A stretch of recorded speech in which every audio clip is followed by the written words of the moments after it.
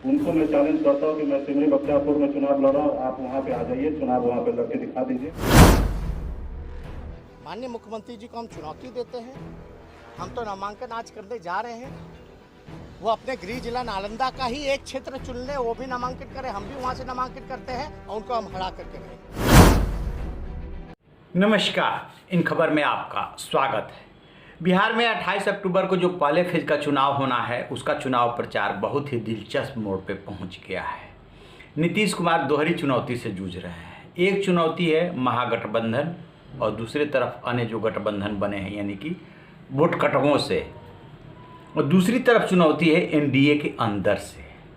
खास तौर से जिस तरीके से एलजेपी ऐन मौके पे एनडीए से अलग होकर के नीतीश कुमार के ही उम्मीदवारों के खिलाफ उम्मीदवार उतारे हैं, उससे परेशानी तो बढ़ ही गई है। चिराग पासवान और उनकी पार्टी कितनी सीटों पे जीतेगी ये तो नहीं पता, लेकिन वोट तो काट ही देगी। लिहाजा नीतीश कुमार संभले हुए खिलाड़ी की तरह चुनाव प्रचार धुआंधार कर रहे हैं। मोकामा गए थे, उस गढ़ में जहाँ से कि बाहुबली अनंत सिंह चुनाव मैदान में है आरजेडी की तरफ से। फिर वो पालीगंज में दहाड़े।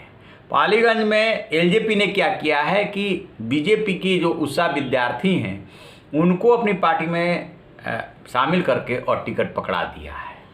लिहाजा जो बीजेपी और जेडीयू और हम का जो गठबंधन है उसकी चुनौती तो बढ़ी गई है। वो उसे संभालने की कोशिश कर रहे हैं। एंटी इस्टेब्लिशमेंट फैक्टर काम कर रहा है, एक हद तक करेगा भी।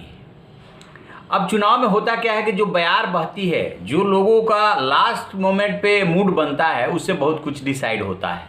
लेकिन तेजस्वी ने नामांकन भरने के बाद जिस तरीके से नीतीश कुमार को चुनौती दी कि गृह जनपद नालंदा में जहां कहीं से उनकी मर्जी हो वो नामांकन भरे, मैं उनके खिलाफ चुनाव लड़ूंगा और उनको हरा दूंगा। तो आज मुकेश सहनी जवाब देने के लिए तेजस्वी के सामने आए। मुकेश सहनी बोले कि सिमरी बख्तियारपुर से मैं लड़ रहा हूं, तेजस्वी में हिम्मत है तो वो आकर के यहां से लड़े, मैं बता दूंगा उनकी औकात। दरअसल मुकेश सहनी तेजस्वी यादव को ढूंढ रहे हैं।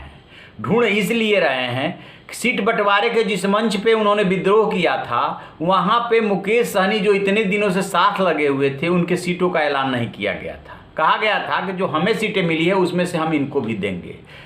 और उनकी ऑलरेडी बीजेपी से पहले से बातचीत चल रही थी। बीजेपी ने उनको डबल डिजिट में, उनकी यही जिद थी कि मुझे डबल डिजिट में चाहिए, 11 सीटें पकड़ा दी। सिमरी बख्तियारपुर से खुद मुकेश सहनी चुनाव लड़ रहे हैं। तो सबसे पहले वो सुनिए जो तेजस्वी यादव ने चुनौती दी, और वो सुनिए जो मुकेश सहनी ने उनको चुनौती दी। माननीय मुख्यमंत्री जी को हम चुनौती देते हैं। हम तो नामांकन आज करने जा रहे हैं। वो अपने गृह जिला नालंदा का ही एक क्षेत्र चुन ले, वो भी नामांकित करें, हम भी वहाँ से नामांकित करते हैं और उनको हम हरा करके रहेंगे। ठीक है, सपना तो देखना चाहिए, इसमें क्या बुरा है। सपना लोगों को रात को देखा जाता है, लेकिन कुछ साथी अगर दिन में सपना देख रहे हैं तो वो उनको सपना मुबारक हो। बड़ी बड़ी बातें होते हैं। मैं जिन्होंने चैलेंज किया है उनको मैं चैलेंज करता हूँ कि मैं सिमरी बख्तियारपुर में चुनाव लड़ रहा हूँ, आप वहाँ पे आ जाइए, चुनाव वहाँ पे लड़के दिखा दीजिए। और अभी का अलावा 2025 में भी मैं चैलेंज करके रखता हूँ कि अभी अगर नहीं कर पाते हैं तो 2025 में आके वहाँ से चुनाव लड़के दिखाइएगा।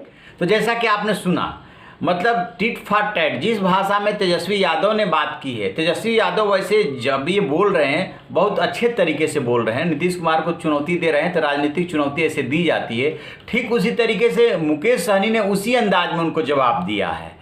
और पीठ में खंजर भोंकने वाली बात बार बार वो इसलिए दोहराते हैं क्योंकि उन्हें ये लग रहा है कि वास्तव में तेजस्वी यादव ने उनको धोखा दिया है।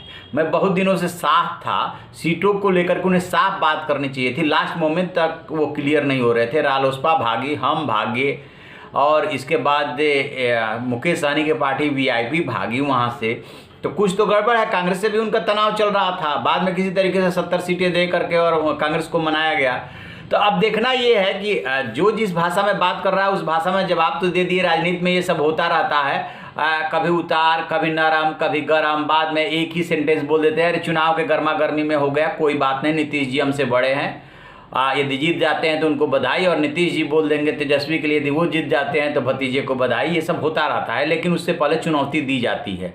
परिस्थितियाँ इस बार की ऐसी है कि कोई भी कुछ कहने की स्थिति में नहीं है। कौन सा फैक्टर काम करेगा? एंटी इस्टेब्लिशमेंट फैक्टर ज़्यादा काम करेगा या नीतीश कुमार इस बार भी अपनी नाव खे जाएंगे, क्योंकि जो ओपिनियन पोल्स आए हैं उसमें कोई बहुत खराब स्थिति तो नहीं दिखाई जा रही है, इन्हीं की नीतीश कुमार की सरकार दिखाई जा रही है, लेकिन ये जरूरी नहीं है कि वो लास्ट तक कंटिन्यू करे। तो चलिए देखते हैं, अभी तो जो जिस भाषा में बोल रहा है उस भाषा में जवाब दिया जा रहा है, इस जवाब का असर क्या होने वाला है और जो इधर से टूट के इधर आया और इधर से टूट के उधर गए उसका कितना असर हुआ, ये बहुत कुछ पता चलेगा जब पहले चरण का चुनाव 28 अक्टूबर को होगा, जब मतदान होगा तो कुछ कुछ तो अंदाजा लग ही जाएगा। तो आप रहिए न बेखबर, देखते रहिए इन खबर। इन खबर चैनल को सब्सक्राइब करें और